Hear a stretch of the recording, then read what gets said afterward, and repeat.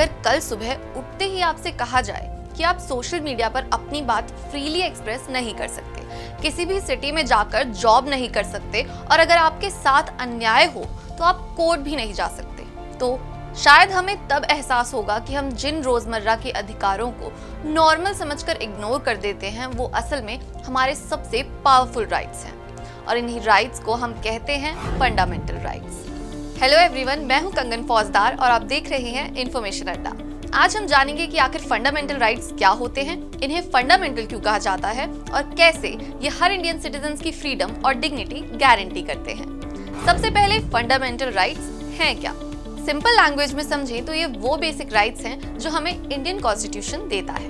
ये कॉन्स्टिट्यूशन के पार्ट 3 यानी आर्टिकल 12 से लेकर आर्टिकल 35 तक दिए गए हैं। इनका पर्पस है हर सिटीजन को इक्वालिटी, लिबर्टी और जस्टिस प्रोवाइड करना। इंटरेस्टिंगली इन राइट्स की इंस्पिरेशन अमेरिका के बिल ऑफ राइट्स से ली गई थी और शुरुआत में ये राइट्स 7 थे, लेकिन 44th कॉन्स्टिट्यूशनल अमेंडमेंट के बाद राइट टू प्रॉपर्टी को फंडामेंटल राइट की लिस्ट से हटा दिया गया और आज भारत में कुल 6 फंडामेंटल राइट्स हैं। चलिए उन्हें एक एक करके समझते हैं। तो सबसे पहले आता है राइट टू इक्वालिटी। सोचिए अगर कानून किसी अमीर और गरीब के लिए अलग हो या किसी के साथ उसकी कास्ट, रिलीजन या जेंडर के बेसिस पर डिस्क्रिमिनेशन किया जाए तो क्या वो इंसाफ होगा?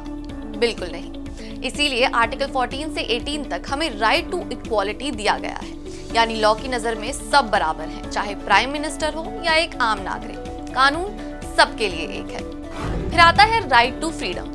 ये शायद सबसे पॉपुलर फंडामेंटल राइट है। इसके तहत आपको अपनी बात रखने का अधिकार मिलता है, कहीं भी घूमने का, कहीं भी रहने का और अपनी पसंद का प्रोफेशन चूज करने का भी। और इसी के अंडर आता है article 21 right to life and personal liberty, जिसे सुप्रीम कोर्ट ने समय के साथ और भी ब्रॉड बना दिया है। थर्ड राइट है राइट अगेंस्ट एक्सप्लॉयटेशन। इंडिया का कॉन्स्टिट्यूशन ये इंश्योर करता है कि किसी भी इंसान का शोषण ना हो।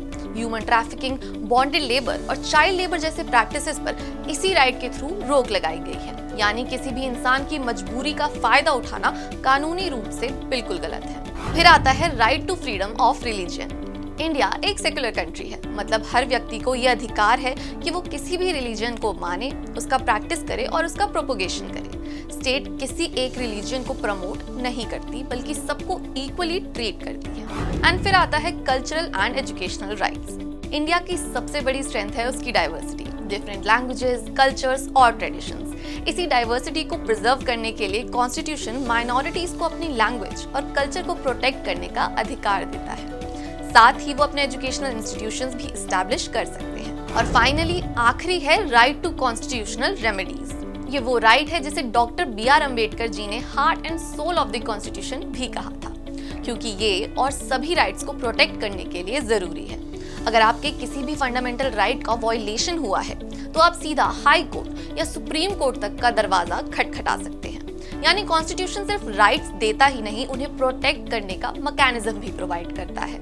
तो दोस्तों, फंडामेंटल राइट्स सिर्फ किताबों में लिखे हुए कुछ आर्टिकल्स नहीं हैं, वो शील्ड हैं जो इंडियन सिटीजन की फ्रीडम, डिग्निटी और इक्वालिटी को प्रोटेक्ट करती है। क्योंकि एक स्ट्रॉन्ग डेमोक्रेसी सिर्फ इलेक्शन से नहीं बनती, बल्कि उन सिटीजन से बनती है जो अपने राइट्स को जानते हैं और उनकी वैल्यू समझते हैं। जब नागरिक अपने अधिकार समझने लगते हैं तभी एक मजबूत राष्ट्र की नींव पड़ती है।